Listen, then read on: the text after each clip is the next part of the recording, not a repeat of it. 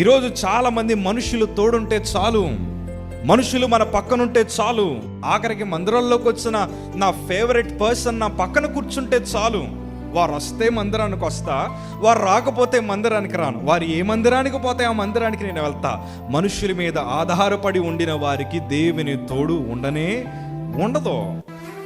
దావీదు జీవితంలో తన భక్తి జీవితం ఎట్లా ఉందంటే, ప్రభు తోడుని సంపాదించుకున్నవాడు. దావీదే కాదయ్యా, దావీదుని తన రోల్ మోడల్గా తీసుకున్న హిజ్కియా జీవితంలో కూడా దేవుని వాక్యం చాలా స్పష్టంగా రాయబడింది.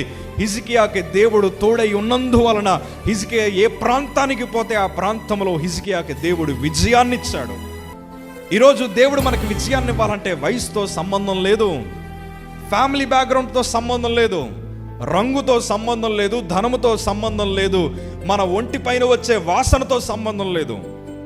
దేవుడు మనకి బలమైన విజయాలు, అవమానం పడిన చోటే ప్రభు మనకి ఇవ్వాలంటే దేవుని తోడు నీకు ఉందో లేదో పరీక్షించుకోగలగాలి.